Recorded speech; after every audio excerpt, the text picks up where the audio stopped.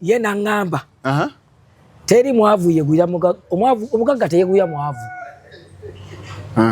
mwavu yeguya ngategeeza ati anti zina lyo mugagga by then kalina stasha akweguya ndese project jafunye mune kekakisaka wakwesa noyisawe intention zo ye nangamba wano wentava it was her stasha yakwekwanira banange jebyo kawulidde kano stasha yakwekwanira nangamba wano wentava siva ku timu egoba kati oba ali alabye sente ngalaba omuvubuka omuto and fortunately enough music inakwata wabanswaliza akutte muno bomusimi akutte kati wano obanswalizaawo mali mazo okwekwana omazo mukwana yali amazo okukwana kuba yakukwana Stasha twagala nanga album emazo okufuluma nga byalaavu byaddala ng'afunye n'essimu nga batusasudde yakasente wanswaliza abaali beeyita banene okunsinga abetenda nnyo akanyiriro wabanswaliza abaali beegomba okuvuganya nange bulu tebaawera baswala anyenjagala paati eyo kajja oba onnyimbiramu nibale batamala kyayi bakoze bwiramu bakuyiridde kofi akawo vasi yange gamba ewuwaawo nange bwenti okuba nali nsimye kyali kizibu okunkyusa baba wala bangi naye ekizibu kwe kulonda kola maka wano wetutuuse si wangu ojategera nti okuyimba si kwangu kubeerewo nga muntu manyira tonvangamu kwangu simanyi bikoze bitya ebibyo yimba ojategera lwaki bulubandi bwa kyenvu atega bulubandi mukubya akayimba olimba lokutteyo wabanswaliza album yo ne kwaliko nyimba kinakyo album eyo kwaliko wabanswaliza sikiraba nzena kuba kofa kwagala kumofayo munange azana Stasha inake kirango kwaliko Johnny Uchobe alimba ora tatawe yayimba bakwaliko kikirala until it is way back chimuno wabomusimye sikiraba ekimulinda yetotole sikiraba ate oba ali osinzira ku kya Stasha ngeri yali asimye I had no interest in that woman tuli bavu fena tutatenda no by that time tuli mukutetekanya bulamu kakati ndi mukweya naye kati ngamugamba mbuki nebo yalabanga project etambudde nagamba why don't we can't we if can't we nimugamba it is okay so that is when we decided to be together and by that time I used to stay with Dr. T in Nigeria because I had no money to rent a house choka kwana omwana nga bakyakusuza era nzi twasuka kwagalala ngambirawo Dr. T kati nga Stasha abeerawo waabwe eri mwendizi kone eyo endizi kono giraba opposite we wali mama we yabeeranga bonga bamanyi nga bamukampala affe tuli bekyotera nga bagambwako. The views and opinions. Welcome to Shalom 256 is happening with Ugamba. Kaswele Chigambo, it is happening. Ngomanya oliku Shalom 256. Don't forget to subscribe. When you're not subscribing, take a subscribe. Kindly turn on the notification bell that you get notified each and every time that we upload. Bulu bulango ba febana. Yakanda bokusose inze Shalom Hadadi Kawesi eranga akuseti bakonze kamanyo naffe aba Shalom ese service doli abasajja basangibwa Muntinda Kisasi Mubende Michana bajanja bisabutonde genda kulyanja bisabo bembo hotelera abame banya post tinga akazuwa wango office omusolo okuluma amanyi musonga zo mutsenge ona outside sinuses allergy asthma wa ku 0705 271973 lero nakulwanja ulo na legend legendary owa ona kati kwakola ngaka ako ngoyimba koteka muno wobo musimye siche ona kabayongeranga mwa ako katika chako kwa kalioteka mwako as bazita syncopation is better music. When you're doing music that is good music. Ono kuteka mukitali kya bulijjo when it comes to good music muntu yasobola okwewuunya si kuyimba buyimbi mulamba nokola ki nogenda yaman Good music yaliwa papa oyo butwogerako. Good music ye music omulungi. Omuntu gwawulira nga teyesittaza oba alina abaana be oba alina mukyala we oba alina maama we. Abantu bonna ne basigala nga bali mu vibe entuufu. Ate era ayinza gamba kanveewo sibitegedde bulungi ebatukendeezeemuko bannange. Because I did that song in 2005. Oh. And it is still training right now. Remember Rabbi Etano? Those are 21 years. Exactly. What have 6? I'm a lab technician. Kati yakola sciences ojjo okubanga ate oli mu kuyimba. Nkola laboratory diagnosis. Kebera musaayi. Kebera urine stool. Bingi naye kyabingo bamwe. Sente zaali ntono zebagaba. Akuwa emitwalo 5 omwezi ate ova ku stage nga bagikufuuye. Comparison nga tekwatagana bulungi. Between the other stuff and this one. This stuff you're doing. Lero tuna legendary Charles Sekyewa. Kisekulo. Eyo kitekangako. Afa tumanyiri erya Charles Sekyewa. Kitero okuba nalyo. Ate kola interview erya Kisekulo. Ulijali ki erya ate? Oyo tata wange. Era gukundaba. N'okuba nti wankubidde essimu yeyandeeta. Singa teyandita tewalina. Biological father. Exactly. Buli kimu mu nsi. Yeye. Kimu tululira nga yagala okuwakana. Akyaliyo. Ayafa. Yafa mu 99. 99. Twamuzika nga 28 ogw'omusanvu. Banga 10. Eyambi yafa ng'okyasoma.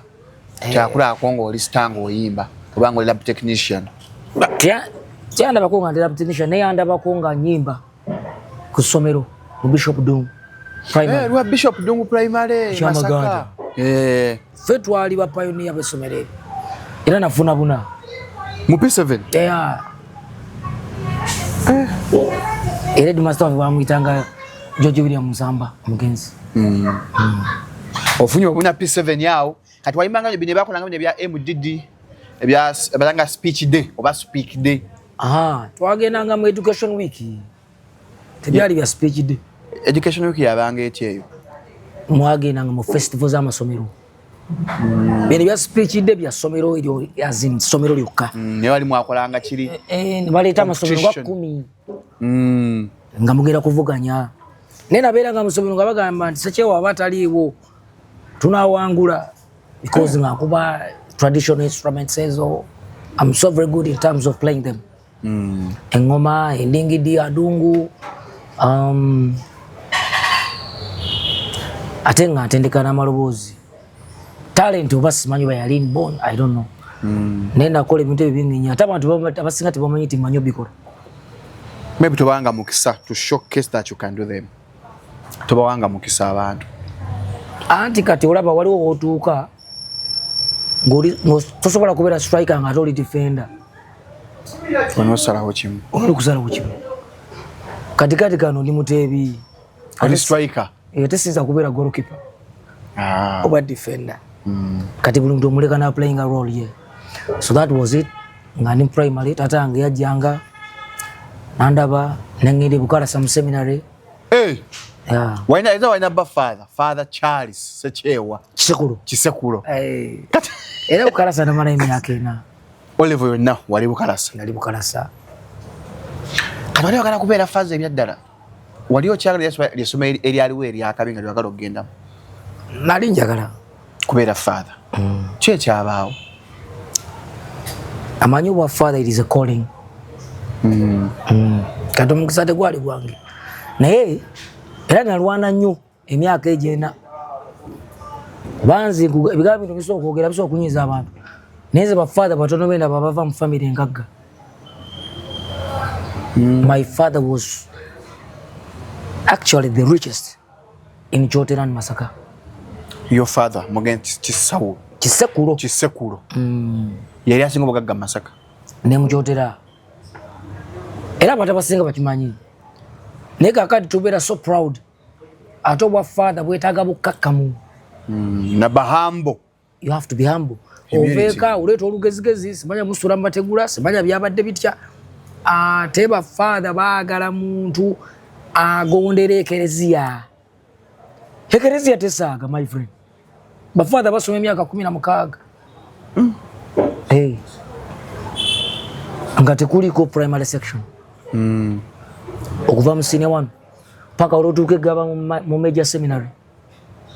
Gaba national seminary. Because Bukarasa is a minor seminary. Eri major. Katigondo is a major seminary. Then Gaba is the national. Myaka 16.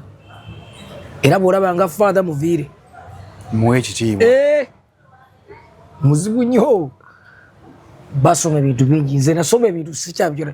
Simanya philosophy, simanya methodology, simanya bikoze bityasi. Olulatini. N'olulatini kati okyalujjukira? Tezo solo okulembera emmisa. Ate zo okulembera emmisa nga ziri fa. Wabeera wano kwota wanene osobola okusavinga ku kwolotali. Awo ba mu seminari yo osobola. Mu seminari yaweereza ba father. Oyagala akabandi, ayagala ki? You can do that. Kati omaze senior faawo ojje Masaka oli mwana wa mugagga ssente weeri oloza ku bulamu bw'ensi eno ogamba ho ne wa father sijja busobola. Ndi bali babinganya already. Naye nga nze tenzikyaziya ebukalasa. Simba oba nalina mpisa mbi oba ki but nali ndwala nnyo. Typhoid nga mpisa bubi era omugenzi Dr. Msitwe Masaka yanzijanjabanga kati nga nyina okujja for a medical check up every Tuesday. Ate ba father tebabyagala ebyo. Beera wamu. Oba oli mulwadde dde wamu. Totutawaanya. Tolwala. Kati ekyannemesa kyekyo tewaliwo kintu kirala kyonna. Kati omaze senior 4 ne senior 4 wafuna bumekaawo? Sikyabijjukira. Naye nga ali first grade. Naye mu senior 4 bagaba first grade? Yes, senior 4 first grade, second and third. Bintabulamu awo paka sikyabijjukira ngeri gye nnyo mu ndongo. Naye nga kyemmanyi nakola bulungi. Nengenda mu St. Louis ekitovu. Shark. Kitegeeza nakola bulungi. Oli mwana wa mugagga gonna amasomero gonna goyogera gonna. Ate ebyo tebyali bya bugagga. Naffe tugegomba bwegombi nno gasomera awo waago. Brother bazibu si bya bugagga. Bwongo. Points ziri mmeka? Ate kigai wafuna first grade. Bwabo basomera kitovu. Kuno banga ate si first grade ne ya 32 mbwabiri. Banzo gamba tukoma ku 9 tukoma ku 10 nafuna mmeka. Ate headmaster yafa. Kati simanyi na kumanya. Ogenze ekitovu. Nvuddeyo. Kitovu salwayo nakomala senior 5 yoka. Ne bako experinga. Efujjo nga lisuse. Nengende kako secondary. Nenvaayo nenyingira ekibuga. N'olumba Kampala. N'olumba Kampala. Awo nengenda mu paramedical school Mulago.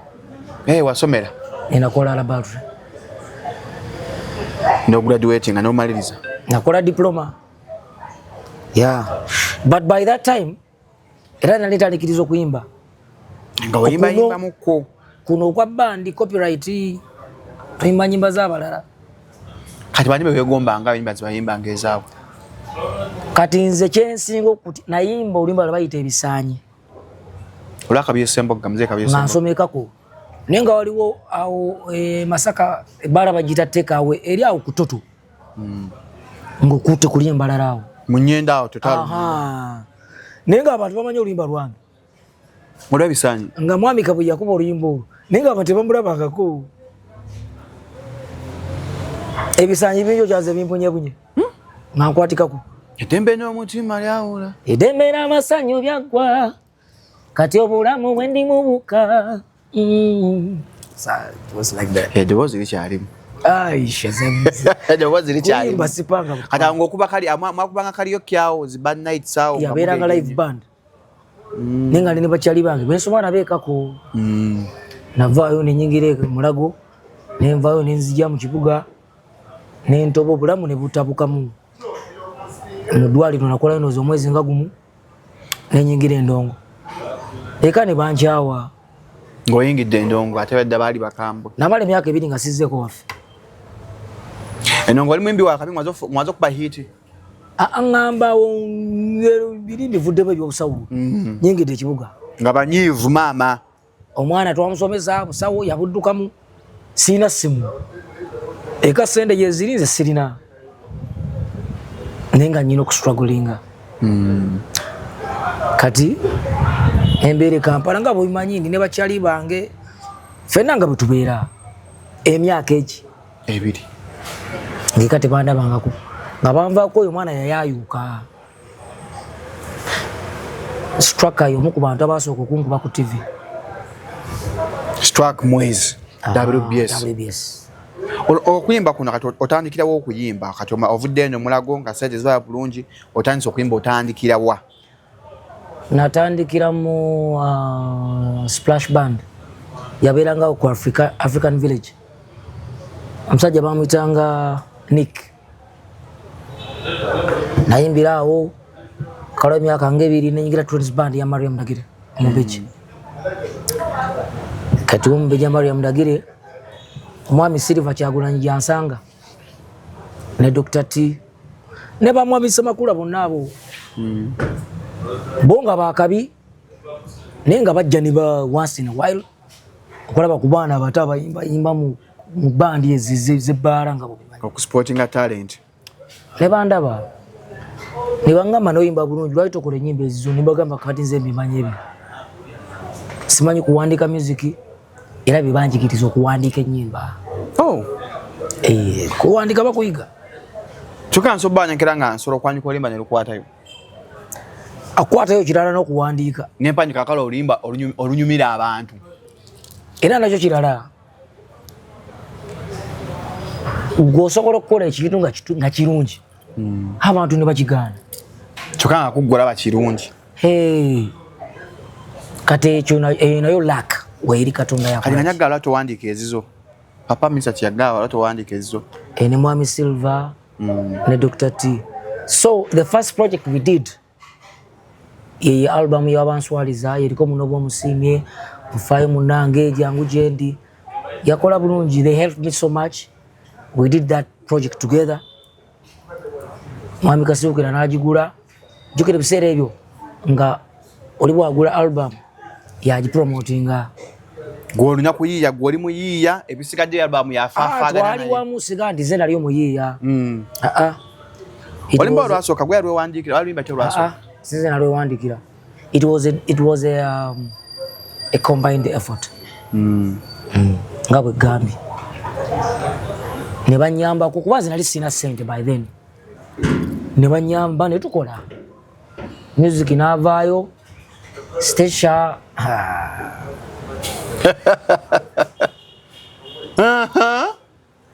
it is happening bwe tugamba because Stasha it is a long story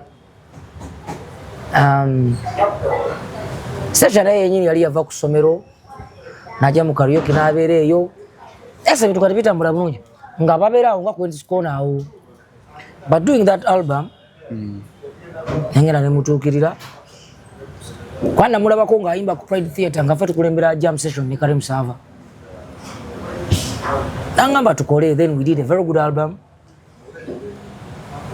nanjagala batuwayo ku center awo bakama baffe abatunda album ne bamunyigamu epeesa yali talina na simu by then Stasha Mayanja nga talina simu nagulayo akasimu awo gwe ngolede olina nange nali sirina eza mwesanga mu bandi eno mwakubiranga gwoli kujja mu session yakubira mu bandi ndala alina bandi yakulanga mbe kawempe eyo nolaba akawala akayimba akawala akampi akalungi kayimba bulungi kati bwetufuna project y'oluyimba lwabanswaliza nembuza mwami Sammananka tinaye waliwo akawala akali kayimba kalaga wakana akampi akalinga weekend nangamba kabeereyo nga Queen's Corner kigambo akampi nga weekend neka Stasha yawanvuwa mukimu sente muhaiti yawanvuwa kati Stasha okakaza nze kenda muno ndala yawanvuwa nze ndudo mulaba muludde okweraba namulaba ku gundi namulaba nga ayimba wa mzee eyo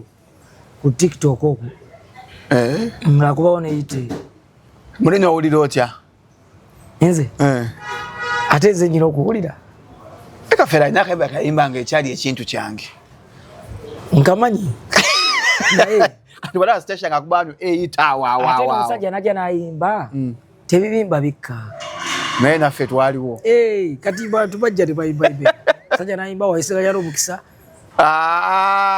wagenda pasonaawo no abasajja abo bayimba ebintu ebyo naye nange sibamanyi bulungi so kati netukola music then station afunye esimu. It was a very great achievement. So we started communicating because she had gotten a phone and I had a phone as well. And it was go then. No isawe ebintu byompola mpola ye nangamba. Teri mwavu yeguya omugaga teyeguya mwavu. Mwavu yeguya ngategeeza ati. Anti zina lyo mugaga by then. Kaina sasha kweguya. Ndese project. Jafunye mune simu. Kika kisaka wakwesa no isawe intention zo. Ye nangamba wano wentava. It was her. Sasha yakwekwanira. Banange. Jebyo kawulidde kano. Sasha yakwekwanira. Nangamba wano wentava. Siva ku timu egoba. Kati oba ali alabye sente ngalaba omuvubuka omuto. And fortunately enough, music inakwata. Wabanswaliza akutte muno bomusimi akutte. Kati wano obanswalizaawo mali mazo okwekwana mali omazo mukwana. Yali amazo kukwana. Kuba yakukwana. Stasha twagala nanga album emazo kufuluma. Nga byalaavu bya ddala. Ng'afunye n'essimu nga batusasudde yakasente. Wanswaliza abali beeyita banene okunsinga abetenda nyakanyiriyo wabanswaliza abali begomba okuvuganya nange bulu tebawera baswala anyenjagala paati eyo kaji obonyimbiramu nibale batamala chai bakoze mwiramo bakuyiridde kofi akawo vasi yange gamba ewawa nange bwenti okuba nali nsimye kyali kizibu okunkyusa baba wala bangi naye kizibu kwe kulonda kola maka wano wetutuuse si wangu ojategera nti okuyimba si kwangu kubeera nga muntu manyira tomvangamu kwangu simanyi bikoze bitya ebibyo yimba ojategera lwaki bulubandi bwa kyenvu atega bulubandi mukubya akayimba olimba lokutteyo wabanswaliza album yo ne kwali kwenye kinachukua album eyo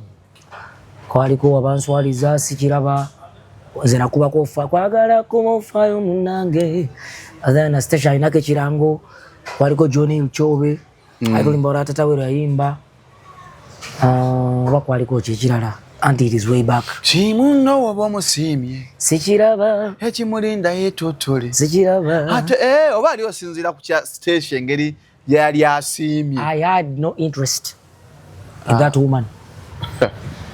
Tuli bavu fena tutatenda. No, by that time tuli mukutetekanya bulamu.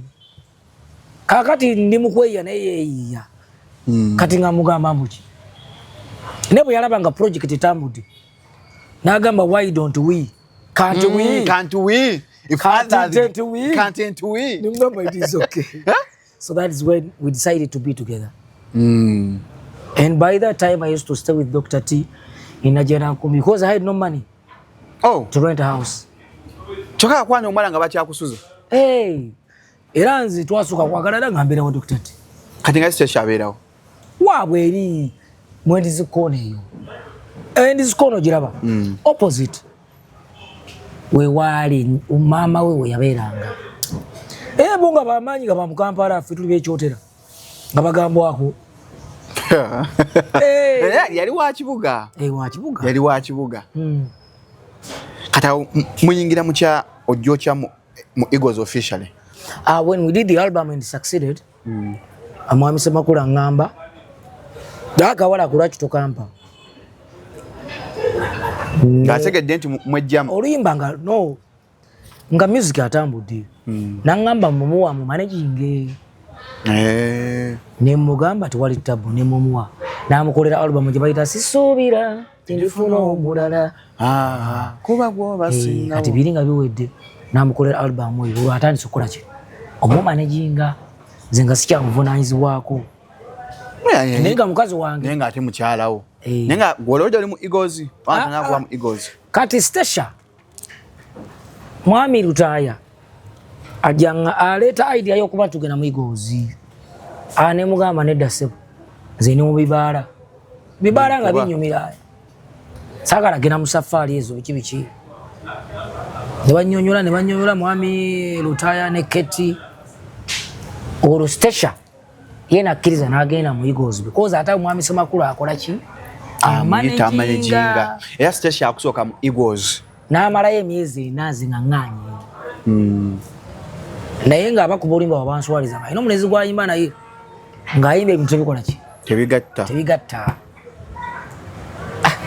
kati baba nnyonnyola ebirungi ebiri mu Eagles ne ngamba naye kankole ki kangende kwegenda mu Eagles production naye nga Stasha amaze emyezi 4 endongo nevuga abaagala na couples fu eno Fred Seruga ne mama Catherine Kusasira Chaise Chewa Stasha Mayanja Irene Namatovu Geoffrey Lutaya nga coupling yali mu Eagles nga mungi nnyo byaliyo bingi waliyo ne Shabane nga ali ne Sofia Natongo waliyo ne andoza byebyo basically Maureen yenga ali yeka official yonyinza Eagles production anyimba chizo wakulia mu Eagles eyo nakolerayo album emu yoka vakubagalana evawa wali abatabulawo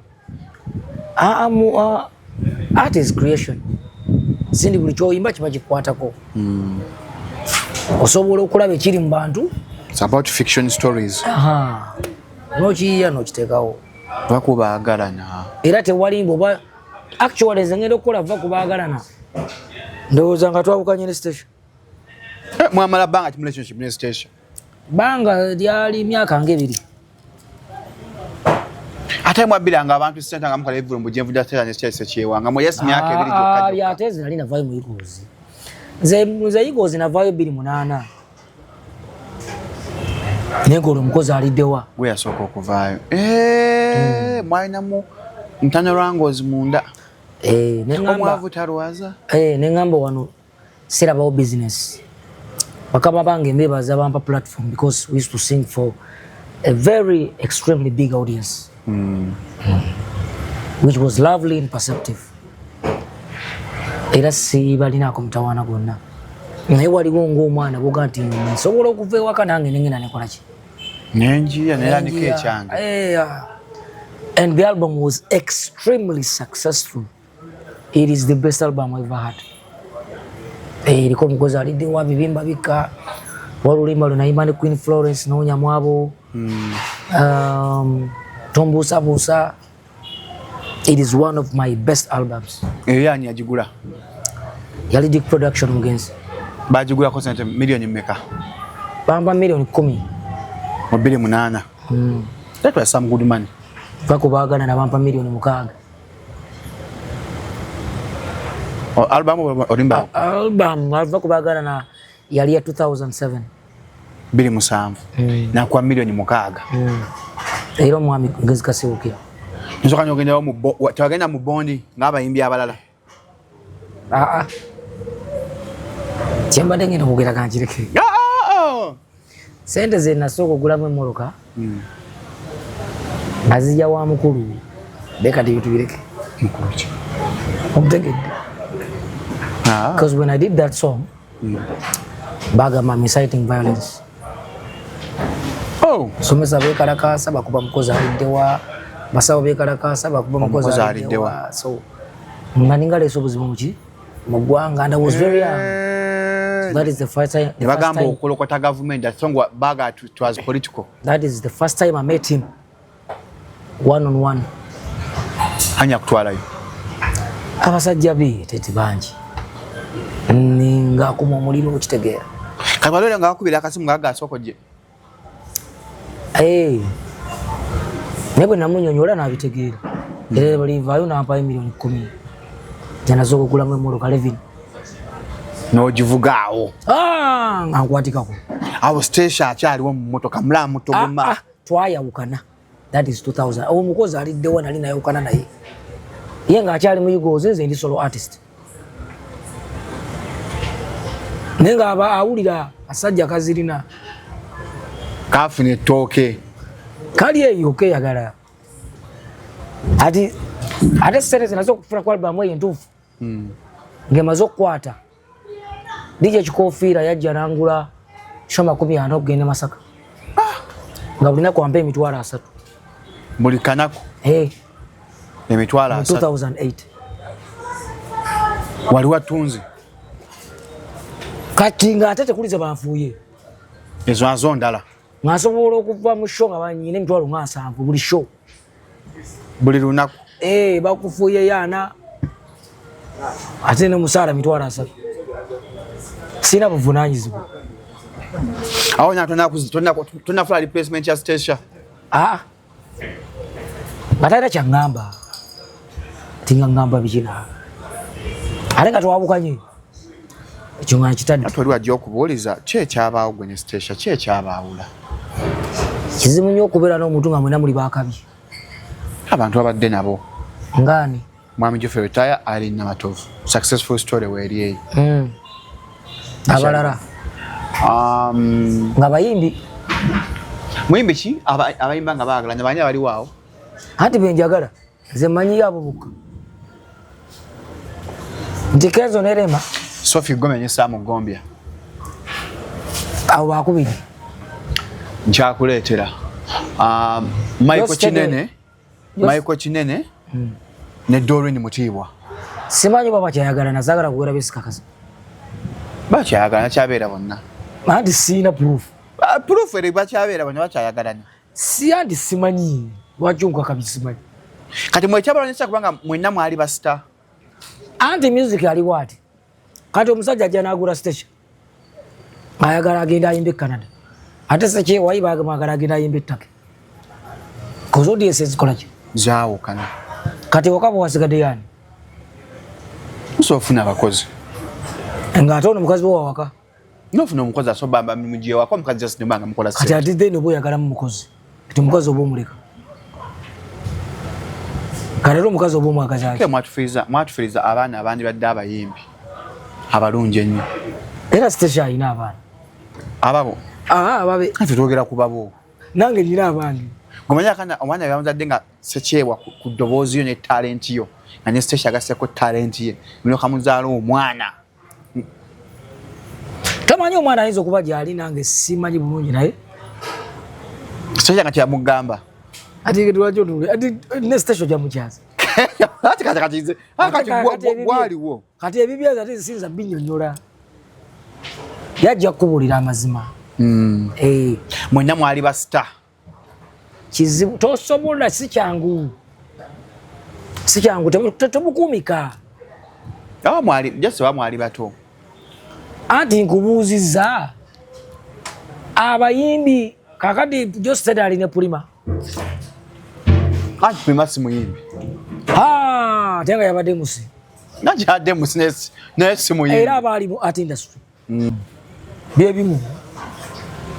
Ogenza President Museveni akwadde obukadde 10 obuze emmotoka obulamu butambula. Igoze kuba nawe okuba. Ate kyembagalako abasajja abo. Ku concert yange bayimba bonna. That is the first concert I did. Kobuligato. Nenjigalawo. Nengenda ku comprehensive na tete nenjigalawo. Nengende waffe kyotera nenzigalawo. Ng'abantu bangi nnyo. Nenzaako album bagita wa mukisa. Kama yanyano kunde kunono gwampadde wa mukisa. Eyo mu byafaayo byayo oluyimba lwayimba wiiki 2 ku radio nga CBS nzigale Beat FM yokka yalukuba nekola concert nembagoba abantu lwayimba wiiki 2 ku mpewo nga CBS nzigale bino ebyakabaka Beat FM yokka yalukuba nanya tubagamba zana obanga wali okona station Mayanja siyimba ko oluyimba nga nyimba station nebibimba bikka naluwandika nga luwandikidde yi ngalina okuluyimba nga tubeera fena kati bwe twawukana nga tannaluyimba kakati akyala ku radio akyala ku TV anvuluga akola bwati mwami Mukunja nangamba kuba mukudumya Mukunja BFM yali amukufunira Muganda Mama Miracle Mama Miracle yazaala abaana bange benina kati nangamba muko tochwala ku radio wa TV kwekola ki gweyimba sirika namwana mwezi mulama nga sina wenkyadde nga bannoonya nga sitecha akutte wansi wagwa obane yali ayisawo ndongo na yeeyitewo sitecha yali anjagala nnyo kati anjagala yabuuka mu ssanda la hawla wala anti kugamba ebigambo bino wammanga tasobola kunjawa oba wamuloga kyogeredde mu kamera oba wamuloga tasobola ate muloga yakola ki oba wamuloga akwagala ennyo nnyo nga lwaki oli so confident asobola kukyawa lwaki omanyi gye nvuddewo omuntu kyejjulo ekisinga okuba ekyakabi ekibagatta. That is why I treasure my song Munobo Omusimi as one of my best songs, actually the best, because when akuba Munobo Omusimi mundana liko gamba uli olima olasechewa. It is a breakthrough song. Tosirika busisi ngo omuntu omwagala kakati Stesha obyafaayo bye senzeranga bwendaba. There will never be a day nenze njagala lunaku lumu omukyaza ajje mu kamera wana akyogere sekye watalina kyangamba tulina ekyatujja ewala. But she moved on. Akoze embaga bamwanjudde bamukubye embaga mukazi yayanjula bamwanjula aye yayanjula mukazi yayanjula yakola n'embaga yayanjula ebiro bigemeka njuwerako ngemeka cheka gwala gwa bufumbo bwa muno muteye nedda muteye fe tusaba nga fe afanyi ba station mayanja omuleka nange ndi fani we era simulina ko mutawana ye kati ali nani akataina kati ali makati yawo ana etoina nina otukoze bo nina kata twaga tukipike nina ate somu musajja tabana muntu omu atawanya baba kunyize nongo ogende eri go waddamu ebyate moli watu wamu ndeka munnange natange yafa ndoza kungambe ngambere watu wamuti omusajja tolina banya mukyalo omu n'abakazi baffe bennyini balina abasajja abalala nedda mukwano si bonna kati ze ngena mutuwe ennaku 4 kati simbulanga 12 ennaku nga 5 myezi 2 kakati mbuye ng'akola ki aba akwekuumidde era nze nyina n'abasajja be neewuunya mu mukazi wange abeera bweru simanya amala emyaka 2 takomyewo ati yaba akyali mukazi we yagenda kukola ali eyo talina mutawana yeekuumye hajja ati ali eyo tuli bulungi emyaka 2 nga takomawo naye wali abantu abeesimbu. This is human. Ino kyabunaye anti obuntu bukomawa omuntu butuka ne bubanga tokyabugoberera nga tokyategeera nga tokyafugika nga waliwo ebirala ebikusalirawo ne banno bali mukweyagala goli awo wezinze anti mukazi wange ali bweru ngobigamba ate ye baba balina gye bamututte ariko ali musajja muganda yennyini banasajja abaganda bana saali oli musajja muganda no bennyini bano nimbambita Charles Sekyewa kisa be bafukirira engalo nga bagenda okulya emmere waliwo lesaggambe Charles Sekyewa kisokulu busabwa mbogo bukola kungulu nga munda bubisi naluli gattako kati netugenda empola emyaka 2 omanyi ennaku ezirimu omwaka gulimu ennaku 3 zenaku nga 7 naku nga 7 mweyagalira ebbanga ttono nnyo kubanga nga mukazi wali bweru abana gye bali nga beekuumye Aisha Bebe Dija abana gye bali nga beekuumidde sisa ale bali beekuumidde abantu baabwe abantu baabwe nga bagamba ki ffe twekuuma abasajja twekuuma singa teri muntu akusumbuye nange neekuuma naye si mu nsonga ezo kati Sasha senga akomawo nagana ye Charles gwe ali wantegeera anti kayagala tukole ki kuyimba mubeere mwenna era tulina olimba tuli mu kukola Nestation. Nakati ozuka station musiramu, yego toli musiramu. Sini musiramu. Ngate nyina abakazi abasiramu bangi. Bobana abaji ati bangi ira butirivu sogera ku kyaji. Aji Charles. Sochewa. Bakati olaba kyenjogedde abasiramu kiyinza obbanyiza n'ekyo kituufu. Nze buli gwenda basibi akakaya bamuyitaji ati. Simanyi bwa byavaawo nga tolina kusooka genda eri. Ne bwaba aweereza mmere, ne bwaba atambuza caayi. Hajati. Tobawuliranga baba yita. Buli omu tweta mu akeedi. Itaja tuwe mmere oyo. Itaja tuwe mmere. Lobba yebikkirira. Tayina wadde emitwalo 3. Yisobola tayinsobola kufuna sente zirinya nnyo gigenda mekka. Nenga ki? Hajati. Hajati. Katsenga ya station mayanja akomawo mubeere mwenna. Mundongo. Gabiri tubyerabire demu tuzaale ne ku ka baby. Sisa kikati nze kati emyaka gye ndiko sikyasobola kulabirira baana batali ba. Batali ki? Batali bange. Ndowooza demu station. Ati kyegamba omukazi bw'oba omukwaji definitely alina okujja n'abantu. Obalabirira. Ewaka wabati wakyaliwawo. Ababe basooka okwefuuzaawo. Jjukira alina abaana abakulu. Ne mwana muzeeyi oyo simutegeera. Kati nakomyewo nambuuza nvaawa ekikoze bitya. Ole waka mufugawo mwenna. Era nze gamba ebigambo bino wammanga. Sisobola kuwasa mukazi ng'omwana gwasooka okuzaala si wange. Ate kisoboka. Akyogera ne banga gwoyogeza butona busiru. Kati olina godfather wange. Teri mupiira gutandikeemu 0. Buli mupiira gutandika 0-0. Awo entava. Na awo nkuwagira. Sisobola kuwasa mukazi nga yazaalako munvume naye. Anti kirimu ekiti. Muba mwebase saa 8 ez'ekiro nga taata w'omwana akuba. Nga ate alina omukwata. Taata Joseph oba agamba ki? Owaayo oliwa? Muli mu buliri? Anti tuli waka wano. Anti Joseph tali bulungi. Era batuwadde ekitanda wano ensambi. Kati tobuuza bintu bingi kitegeeza oba olina okujja. Siggo maama we. Kati ng'otandika okunyonyola ono gw'oli naye. Nange. Otandika okunyonyola Shalom. Naye kati munaye. Anti bambi kunyonyola enti. Ati ambiwulidde. Manye ekiro essimu eyogera nnyo. Sebe sirise yonna. Sebe sirise. Nabiwulidde. Ate ogenze ku makya. Bangambye ekyetaagisa. Kyova okwata ate mu nsawo tojjayo 2.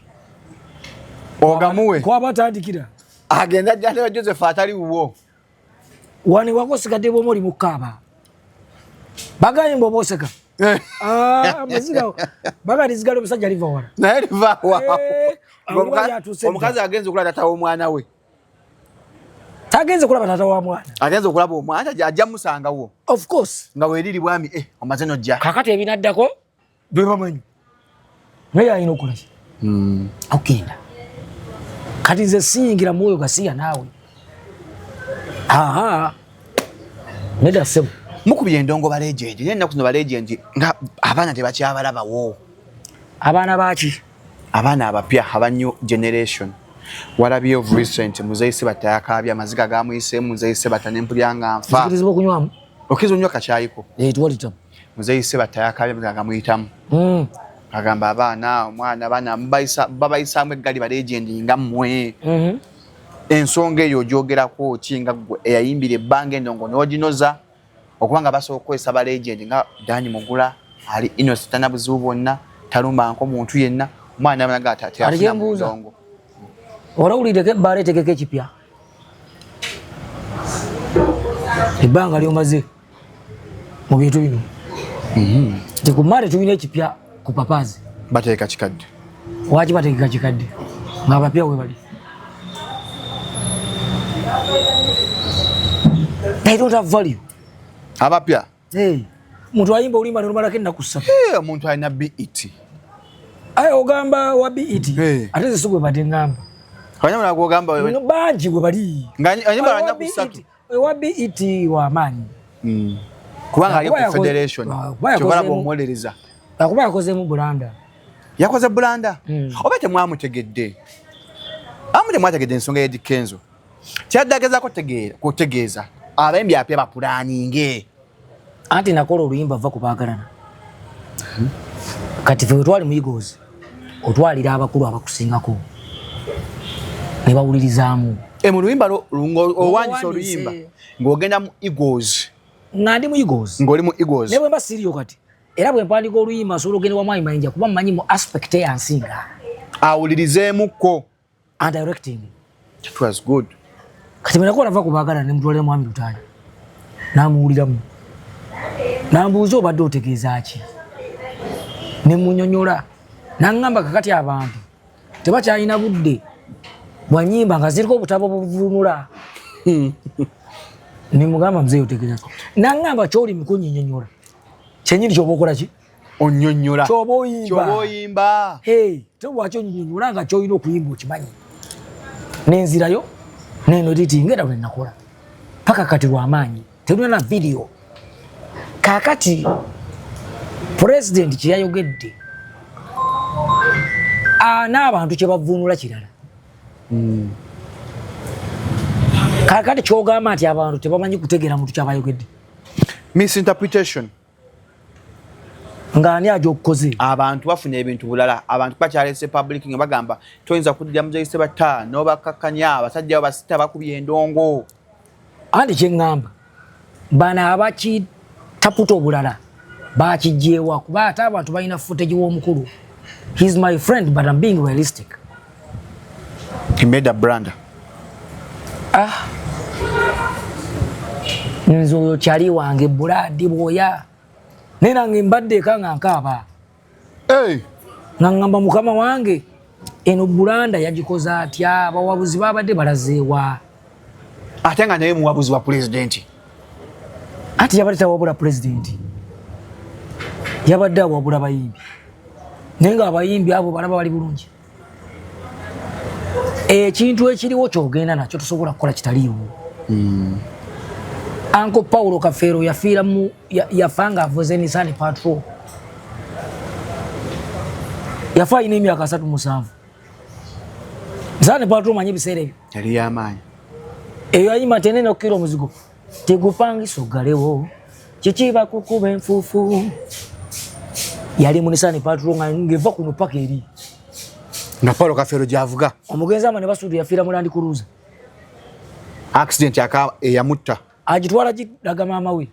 That is 97 ng'ate asula gaba ku mazzi yali mwavu yali mugagga Muzeidani Mugula ali Butambala yikaze mwanyana ayina ebintu byonna bingi moroka yebere parkinza wayina amayumba ebusega Uncle Paulo abaana batunze ebintu by'okuva emyaka 2 bibalemeddewo byalekawo bibalemeddewo kakati Rodfred Sabatta ayina amakanga 8 nenga bomanyi ebintu by'abakazi abakazi bakakujjako nkuwagira oli godfather wange kati batogayira abakazi batutwala ddala ebintu baga mutwala kuninga kake abakazi batwala ddala ebintu byaffe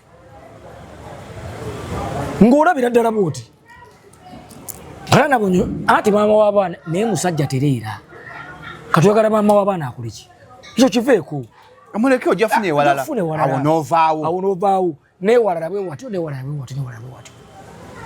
bamuzeeyi Matiya Luyima balina ebintu my friend lwakuba nti ffe tuli bakamera kakati bamwami Ssemakulu manyi ebintu byebalina bamwami Lutaaya bamwami Mayinja kati bya Pastor Bugembo bimanyi kati Pastor Bugembo alina kyaki omanyi buzito bwayo nomanyi buzito bwayo wagamba tekalo yagala gulawo nga tolina buwumbi bwonna olina kyomugamba tawaguli kakati ati kyekugamba naye ye alekireeta mu concept yaki ya church naye nga wawe era bagiyita church ya Pastor Bugembo situlinga ffe abakatoliki tetwali father alina church ye kereziya ye nookyogera ti church ya father Mugerwa tosigala mu ekereziya oba wankya ku 8 okuziika so kakati abantu balina ebintu badija kikofiira bagagga ba Muzeeyi Ssebadduka ba Mwami Kibijjigiri they have a lot of properties.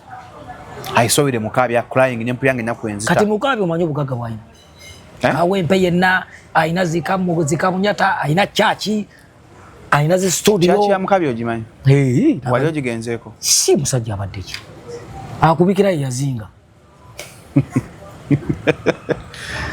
Obogera kwire mukabyo. Omanyi okuziika. Obogera kwire mukabyo mulala. Manya baganda baga nti akubikira yaziika. Nga bategeeza ki? Alo lugero lufu nalusazizaamu. Akubikira yazinga yaziika. Bagamba nti akubikira yaziika. Zingamba nti akubikira yazinga. Kubanga osobola okuziika etteteme. Notaziika muntu. Naye bwenziika Shalom nkakasa nti muganda wange musibyeko akaba mutadde. Kimwakira atebeekera emirembe. Naye bino ebyokuziika obuziisi. Osobola okusanga nga bantadde ddamu keesi. Ate nga bamaze okkoona guno musumaali guno gusembayo. Awo tebagiggula. Kaba kaweddemu dda. Ne bw'okwata Katonda ettaayi. Tebagiggula. Olwo tuba tukutadde. Naye akubikira yakola ki? Yazinga. Yazinga. Kakati abasajja abo bali very okay. Lwakuba sibaki? Siba kamera. Siba kamera. Siba amatanta. Siba amatanta. Naye Mukama waffe badde nsaba yeetondera abantu abo. It was a very, very big Uncle Eddie Kenzo agala yeetonde. Kina asoboka ate yakulembera abayimbi. Pozi ngagamba nti bo yabajjemu mu bayimbi. Baba yakulembera abayimbi bamala kyabata beetonde. Ekyokwa ensobi zikola abantu era zigonjoolwa ki? Ate gunsinze. Aliwa bitono. Gwenzo kyagala Eddie Kenzo avo yeetondera abayimbi bane bo banamu. Seba tokaba abasajja akulu abakaabye nabi Dr. Sebale. Nakwe bawulira obusungu. Baga Haji Kazibe Kapo. Haji Kazibe Kapo. Ate yakabye leero. Ngatali mu kamera akumide ngakabo. Kazibe Kapo. Nze musirisisa. Haji Kazibe Kapo akabye. Yesu Kristo. Nemugamba ajiro kikola. Kati ngaji akabira ki? Kutyobolwa. Bana tulya ekivu kya Haji Kapo gakubala nga 12 June ngaba front page na masuba. Kati kyoga manyiza otabala. Kati abantu nebagamba Haji Kapo oba nnyonnyole ki? Oyo chali wange.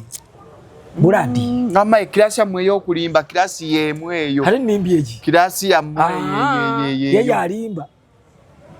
Mulaba ku TikTok alimba. Haji Kapo. Ebanda. Kala kubidenga kabanga gomanya atujoza nnyonnyonyo. Ati era abayadda muita mutowe. Ye bwatu bayogera. Muto wange oyo Edirisa. Sanyumidwa. I felt so bad because I know my brother by this time is extremely intellectual. Okulira abantu bangi abobuvunanyizibwa abasajja abo balaba actually nzijengamba president center zirina moroka zina mafuta agayina presidential advisor buli kimba kimuwa atule mu moroka ye alumba omukumu abeetondere si baita ku federation genda ko Mamidani Mugula mogerenga abayimbi nga sibya kamera however much go ina BET bichi byonna naye ina BETA waya ino limba lwa kabaka yekka Mamidani Mugula bala bataliwo mutesa bala bataliwo buli kabaka lwabaawo lulina okuyimba nganze gwendi ambassador w'abakozi ndi kulebadde nze nyina okuyimba omukozi alidde wa wakoma kuyimba wa kulebadde ku radio ne ku TV kyengamba tunabaawo tutya abakozi ng'embeere gani katukoera kufiirwa naye mbuuza omukozi alidde wa nze ambassador w'abakozi wagamba kemba kwa kayimba ngo okulimira ba Eagles ngumaze okuvaayo amazima geetagisa papa oli mu Katuliki wayimba akayimba akongo kwa nyaba Eagles bakamaabo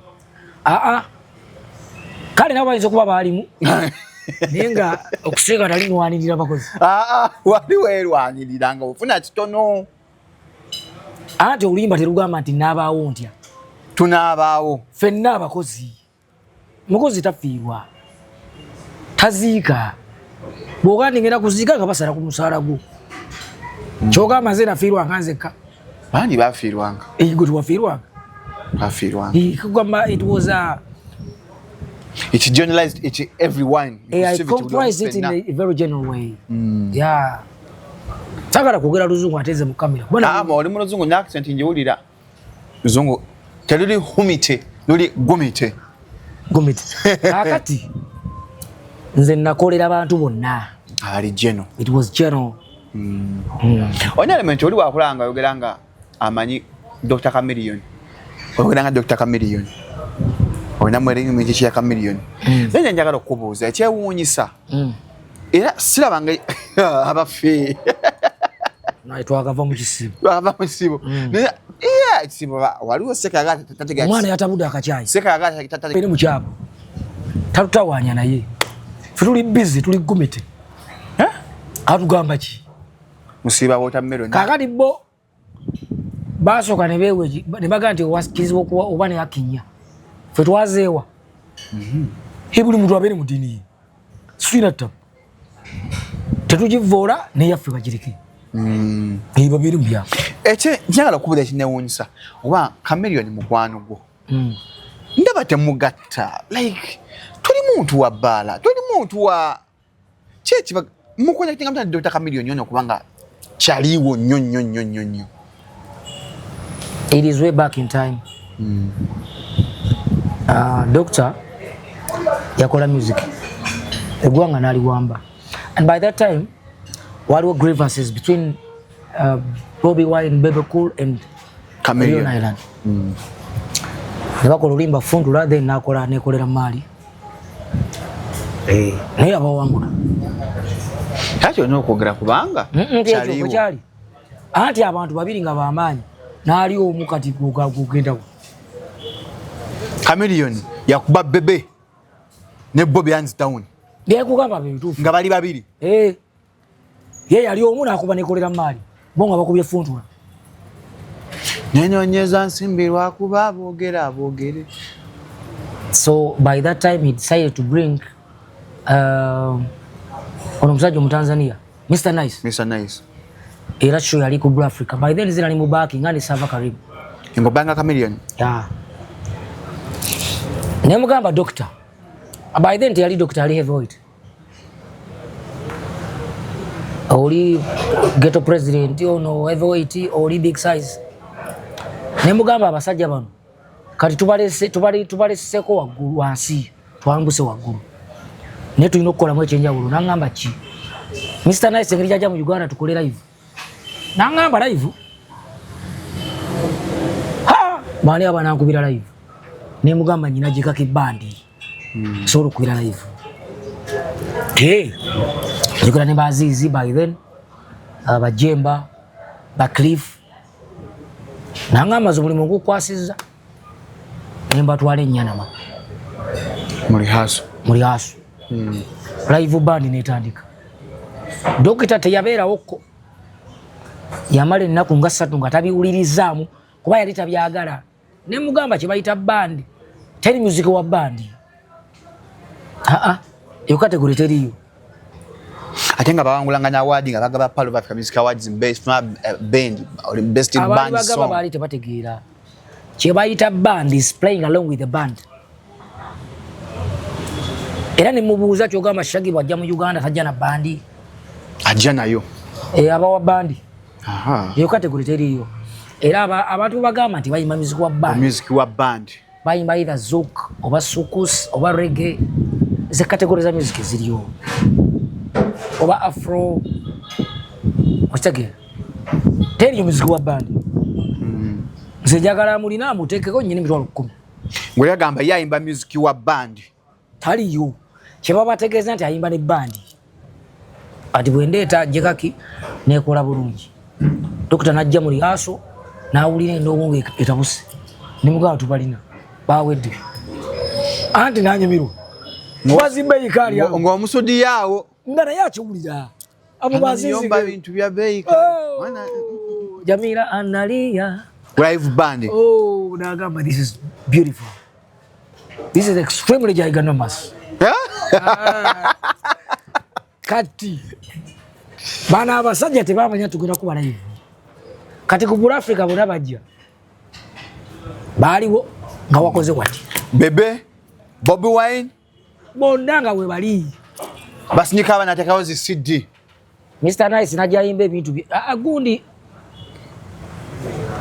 Dr. Yasooka Heavyweight ne tukuba live band yali yatuletedde ebyambalo by'amagye bankwata n'okunkwata nga nzira yeka ne tukuba enomo live basajja ne bagatuwedde sajja katwetolodde bebe nga atunula atyawo waliwo Bob Wine ate nzi yali akwatako zina ndi muri Island oba yali atunula ate yali amanyi nani zina mukoma wange ndo munevuga Mr. Nice najja ku stage Mr. Nice yayimba abantu bafuluma kati ategeera nga tugenda gaba Mr. Nice n'agamba yasooka nga yakirabyeko akaana kamukubye endongo naye avuga osireka mini Tanzania yali wa tabu kakati Mr. Nice yasooka teri yafuluma nga balinda ka million so he appreciates me for that gwe yamuyigiza live band samuyigiriza gwe yamuwa idea live band ate nga ndi baka muze yasooka okunteka ku nnyonyi nagenda Zimbabwe mu 2002 African Youth Festival anti yali abatidde Zimbabwe hapo basajja hapo enyonyi gye nasooka okulinya yali ya Amerikwezi siina kye mugamba era oyo omusajja alina layini ndowooza nga 5 ez'amasimu kasita simu layini ye bagikubako ennyo ng'agivaako nga ku ndala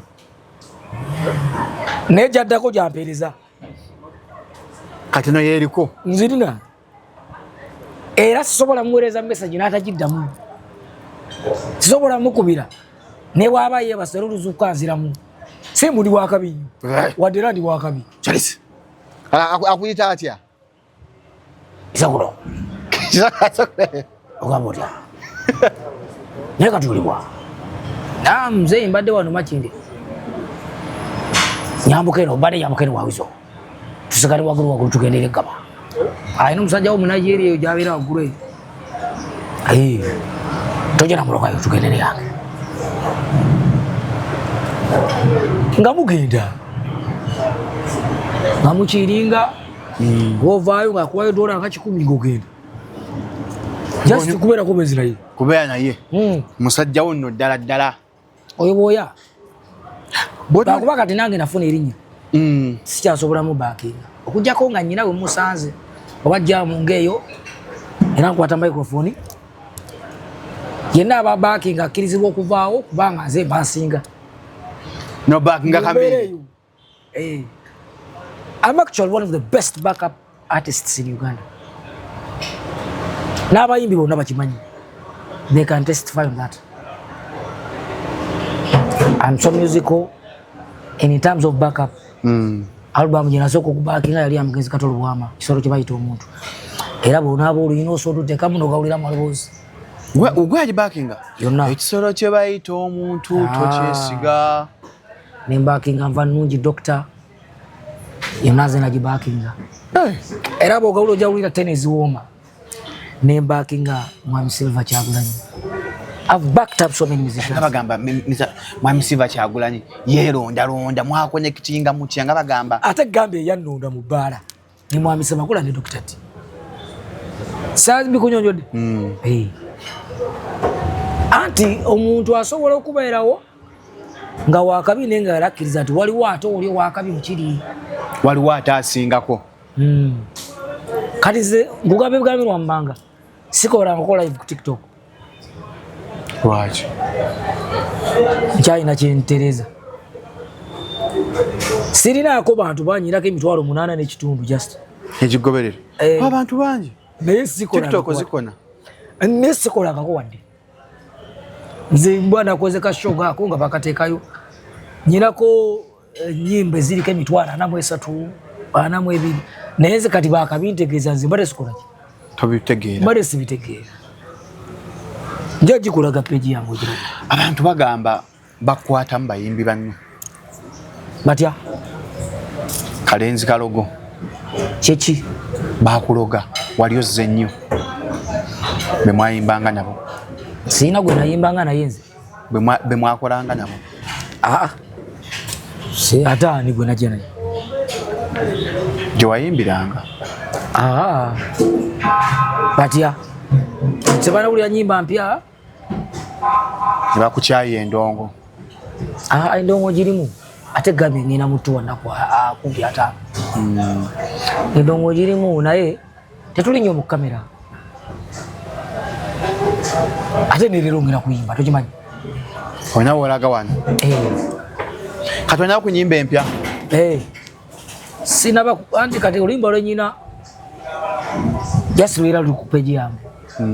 Bike mitwalo 17. Olute yandaga ensene. Era njalo kulaga wano. Byonjo kuyuze ntokugira facts. Kwa mama. Actually ngena dukuterako kusimyawo. Turutekeyo mpola mpola. Naye kugamba nti music abantu abatannaba kubaako kibakola be bakyalina pressure. Kale osobola okugamba Chameleone nti olimba olupya luliwo. Nze sina nyingi nnyo neze nyina ndi fine nazo kozi ze nyimba buli nnaku ate nga wajjudde. Kati nze sobola okugamirwa mmanga sisobola kumala nnaku 5 nga ndi waka nga tofunye booking. Tekisoboka baba kulini. Kati ngira kuyimba olwaleero nakugambye ekyange ngende Masaka. Nyina shemi Sam omusajja yangula ku Easter naawe omuntu sente n'atazimba kifo ne bakyonoona kifo ky'amaanyi. Kati omusajja yagambye no abantu ngenda bakkiriza bayingirire bwereere jangu oyo nenjagala kuteesa kifo kyange n'addamu n'asasula sente ze zimu. Bozi namugamba njagala oli akolaga nti oba yampa sente. Namugamba ze Easter sigenda kuyimba Masaka nayimba Friday ebbuuliro nenyimba ku Saturday emutukula nga nire Palaso nero kyo Namiro nekoma ku Sunday misana nga shoza nyina ziri Kampala. Nali sina bwe bigatta ne bukuba ebintu bye biki. Kati ate ekirala ekiri mu music nti bw'oba ogenda kukola eyiganga tosobola kulangira ku CBS. Ironya kulangira ku radio zeeyo kubanga buli tawuni erina radio ne TV. Kakati yabeera atakuwulidde ku CBS alowooza tolina gye wayimbye. Ng'owogeze mbali okyogedde bulungi agamba tebakyamubuukinga oyo kuba omusajja ali mbali ajja akola challenge ya 20 yagamba ennyimba meka Palaso 20 hits ng'ategeeza ozirina muyimbya alinayo 20 ennyimba hits 2 ng'ategeeza ki oziweza ennyimba 20 nga zihiti nzirina ng'ate nyina hits n'ezinyuma manyi waliwo hiti nga tezinyuma waliwo hiti nga tenyuma nga anti wali ekifuula oluyimba hiti kulupushinga sasa aba influencer abi challenge enze ebyo nyina aba TikTok bwe n'abawayi 10,000 bajja kubeera ku nze erererere akati radio ne Bashalom banje banyogereko bampane banjubise nenga byokako abantu tebinyuma era lusuubulu kati tomanyi bayimbi bayina bintu nga tebinyuma nenga abantu babimanyi. Hiti lwe luyimba lwe bategedde so lunyuma. Hiti lwe luyimba lwe bategedde abantu so lunyuma. Kati nga bino mukube peva nti baluweze lubadde abantu balutegedde naye si hiti akaseera ako naye terunyuma. Kati goyinza okukkiriza bakube peva muvuka banyamuggulako misango oyo bantu baziisa abantu baabwe bantu balina permanent disability. Kati goyinza okukikiriza ekyo waliwo ebintu nga babitegedde nga tebina kye bigamba. Gozona hits 20 ne zigamba ki osoddu basa okugula ku mukono n'oyimba oluyimba olwo. Waliwo n'ennyimba ne Katikkiro ziyawera ku CBS naye nga abantu bazitegedde tozimanyi oyagala kuncokoora. Yali aweze enkudi n'olwa gravity. Kati gwe tolumanyi? Ndumanyi. Oyo noweeko ow'enkudi ewe waffe Kalisizo muganda wange ne naye sina kyamukolera kuba sinze Katikkiro yagamba hey bingi bintu bibaawo. Kati nze tosobola kujja n'oŋŋamba ti osobola okujja n'oyimba ebintu ebyo n'ova ku stage n'enkuba va kubaagalana abantu ne basigala kikimu ate kisoboka bya bibimba bikango ngamba ebyo twakuba ennyimba ne tuzimala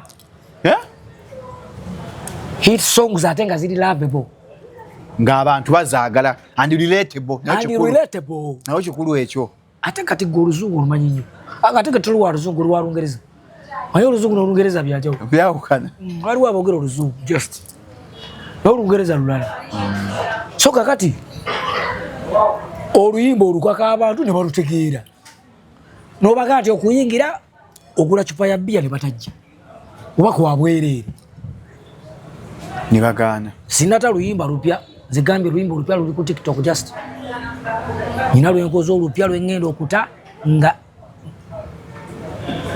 nkomyewo okuva mu weekend gyengendamu empanvu baluyita kibadde ekisa kya Mukama. It is a very good song. Bw'otunuulira abayimbi ennongo y'ennaku zino ne y'ennaku zammwe ennaku zaffe ze ziriwa omakubiranga ennyimba ze bayitanga eza bandi tewali nnyimba za bandi nga mwekwata eggwanga lino nakati tatukusubire ku Serena essaawa yonna Serena si kyekikulu ekikulu kufuna ssente saagala kukola Serena aveeyo nga nyina amabanja bantu tebalina kunyonyola bituufu bya Serena eno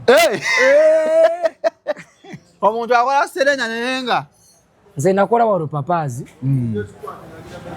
224 naye ndowooza wano navaawo nga nvisa milioni nga 15 oba okoze Serena omanyi bagipangisa Serena kwanza emmeeza nagitunda $5,000 emmeeza nazitunda n'abamu ne bazigula ne basigala ebweru ne bayimirira manyanga ne bafuuwa akasente station yakuyimbira ku kivulu kyo yali Canada yali Canada atanakomawo neze nayimba kuki n'omugaa tonkwatako banfuwa $5,700 ku Serena mwenga mufuna sente abayimbi namwe mufuna milioni 5 namwe aba TikTok mufuna mwe $7,000 nyengena ningula sementi mukyalo yalina omukisa gwo bibi agamba mbu yasiŋŋaana omukisa simuyimbangako wali otegeza station mukayimba kwatiŋŋaana omukisa kati kamukunnyonnyola nalina kyali wange abamwita Chris ng'ambeerawo kakembo road awo emakindi awo olaba esijje n'oweta mundawo nabeera emyaka nga 10 naye kakati kyali wange oyo alina omukazi ng'amwagala nnyo ng'akola ebintu bingi kasente ne kajja ne kakola ki nekagwawo akekwatamu kala kasente bwe kakyankalana omukazi n'ateeka okukyusa ki embeera kakyafugika Chris yansaba 10,000 nangamba ngenda mu tawuni bwe yagenda mu tawuni yadda ne spasio ng'alijjeewo ate nze mmanyi yadda ne spasio ng'apya ng'ate zaalina mu mpale empitirivu ne tulyoka tufuuwa bbiya abantu ne beeyagala kati Bridget yali yamukyawa yagenze yanobye aŋŋamba baŋŋambye omusajja oyo yafunye ssente ndi mpitirivu twakanywera ennaku 5 tetuddaka omusajja oyo ng'alina omutima omubi ne muga nedda omusajja oyo akwagala nnyo naye embeera bwe yakkakkanamu n'oteekawo embeera ki embi Katonda n'ampa ekigambo ne mugamba Bridget wayisiŋŋanyiza n'omukisa luyimba luvaawo nalukolera ku Chris tebyali bya station mayanja era nga binagami n'ebibimba bikka nze station kakati muyimbeko ku ki ku bulungi bwe ekyo nja ki ku bumpi bwe nti mumpibwa ebigere naye mwenna mwali bampi nze siibeeranko mumpi nedda ssebo nze ni muwanvu towulira akabaati nga kabikuka wano anaera ate kati nze sikyamujjukira namujjukira oba mumpi oba muwanvu yamanyi bwamwerabira kati yagenda ebweru simanyi emyaka 5 simanyi bikoze bitya sijjukira bintu bye ate kati nduulirira lumulaba actually temwogera tona namba ye njirina nyimanyi ne muntu onyikusomere mukubireko tawe ate nga mugamba ki omumuganja akubuuzaako mukubirako omuntu wo siina musana mukola akayimba akapya tugenda kukola kata akayimba ka Rebecca Jingo ne Titi kava ku interview yaffe gye twakola anti tugenda kukola nantu abagamba mwogera mbu twogera ko faamu kubire ku simu ne bakola akayimba mumuleka imba kakola bulungi nyaka Rebecca Jim kavani wafa ebigambo byenjogera bibituufu kubira ku station papa kako namba yo wangira mtu Lambo kyamwagala oyo kyali wange kuba ne namba ogirina mutwe namba station mayanja yanze badai hadi bange bone namba za muzina mutu sobola okusoma namba ono kama 20 ba mukunja abani bayitirivu ayenza wamte kwa egwa abachi ati oyambala garubindi namba ngamanyimu ya mama nego chai tanywika era abanywa chai bakaponze mbatya ayama 0774 mama ngenjimanyi kati zokuba simanyi namba ya mama wange ate watu yanga ate sijimanyi tamanyi namba yo era oli bwakubira mala kukitabira abantu bagambira mbu ekimu ekyakulemesa bali muyimbi wa amaanyi omulangira Sega Mwenge tewali tabu kakati bakole bye nalingola nga bagamba mbu tonywa ne banywa bakole bye nalingola omanyi tewaliwo omuntu nga bali Kampala eno nenga bambuuza mu kyalo mukola kye Kampala eno aga tugattagatta tuli mu Kampala tuli mu town panga nenze waffe bamanyi ndi muyimbi kati wakiriza family amaanyi akiriza kati wali muyimbi bonna abantu era abantu bagamba nti sekyewo muki waliwo ebintu abantu bye bakola nga tebijja kukyuka bw'ogamba nti misaki olinga kubuuza ogamba Semakula naye bamisaki bangi bw'ogamba nti nonadi ogamba yinja bade ngamba oli makanika awo simumanyi Charles ogamba kyase kyewa kati tulina bye twakola mu ggwanga ng'abantu balina amanye gaffe bangi ne gaffe twagasigaza ffekka ate nze abantu bwe nali ntandika eno ngendo saabaga nti ngenda kukuba ennyimba bwe ziti ate abantu bakkirizibwa okukola ebyabwe nange ne nkola ebyange esinywa njaga siri mwenzi si kintu kyo nze ebintu byange nabigamba nga Stasha ayimba nga n'agamba omusajja omwenzi akukyanye ba sister bo yali ayimba kitaka sinze ate twali twayawukana yerekati nze yali aŋŋamba ki nabino bye yayimba simanyi ebintu bye bitambula si kunze yali ayimbira ku ggwe ate nga ebintu bye bitambula olwamwaka ki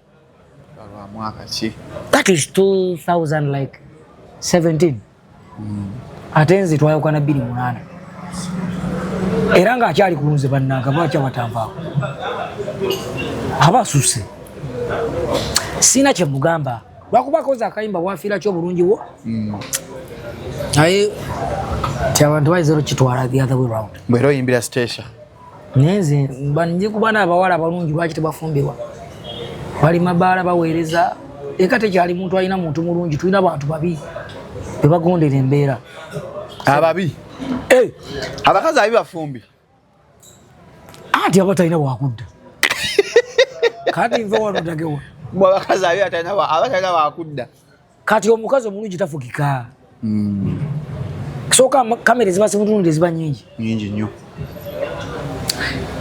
byeyakusuubiramu bikulemye abakazi bajja ewaffe ngaaga nti banga Bashalom oyo afuna sente nyingi ku TikTok kale wakira nangabanyizaako wakati naye ng'olina n'ebirala byokola ki byokola kyebulaba Haji yagamba nti omukazi bw'omufuna nga muli baavu n'ogyofuna sente akusigala kutwalira mu kiti ky'obwavu ye gw'abaalaba walina essuuka emu peyemu kati olina peya 20 kati bw'okomawo ekiro nga buyise ng'akubuuza ovaawo ebyali binkeeza era bye bikyanduyisaayo twali tetulina nnyumba nga tupangisa ngizimbi njagala tuzimbe n'endala 10 era yasigala akulabira mu kifaananyi kiri kyova ojja ofunayo akawala akatamanya bintu byo bwe bakunyiza eno ng'okola ki ngodde eri tobikkirizanga ebintu ebyo tujja kuddamu tweyongeze papa emboozi alina nnyingi nnyo buli musawa namba onyenga byaga osembyayo nze kyenjagala okusembyayo abawagizi baffe otumanyiza mutusonyiwe naffe tuli bantu banammwe era mukola ki mutunyiza naffe tuteekeko ebivulu ne mutajja Neti tuba kubangako. Netujja kuteekawo enteekateeka nga bwe mutajja tukuba abazze batubulire bannabe bakoze eki. Lwaki bo tebazze? Basigaddewo.